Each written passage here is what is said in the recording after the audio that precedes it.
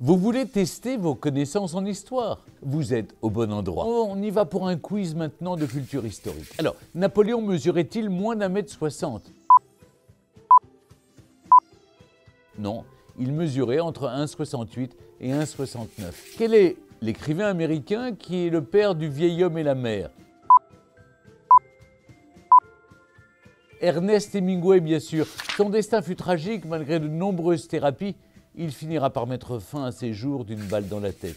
Comment a-t-on appelé le plus incroyable bal masqué et costumé de Versailles sous le règne de Louis XV?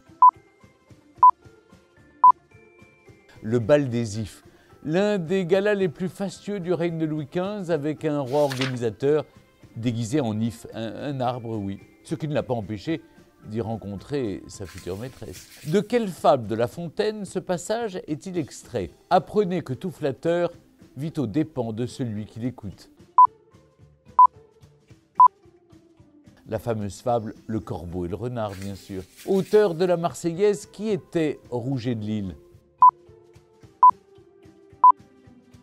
C'était un ancien capitaine de génie dont la carrière militaire n'a pas connu le même éclat que son chant de guerre.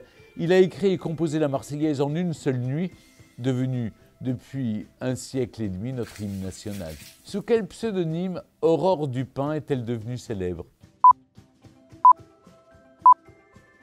Bien, Aurore Dupin est devenue célèbre sous le pseudonyme de George Sand. Elle est l'une des héroïnes françaises de la littérature. Est-ce vrai qu'Eva Braun et Hitler se sont mariés quelques heures avant leur suicide en 1945? Oui, c'est absolument vrai. Goebbels et Bormann sont d'ailleurs leurs témoins. Quelle est la nationalité de Marie Curie et de sa sœur Bronia Dluzga? Bien, ces deux sœurs savantes étaient polonaises, bien sûr. Qui a peint l'immense chef-d'œuvre de la Renaissance, la Seine? Léonard de Vinci, bien sûr. Il a réalisé de 1495 à 1498. Quel traité a mis fin à la Première Guerre mondiale? Le traité de Versailles, signé le 28 juin 1919, qui a officiellement mis fin à la Première Guerre mondiale entre l'Allemagne et nos alliés. En quelle année a eu lieu la chute de Constantinople?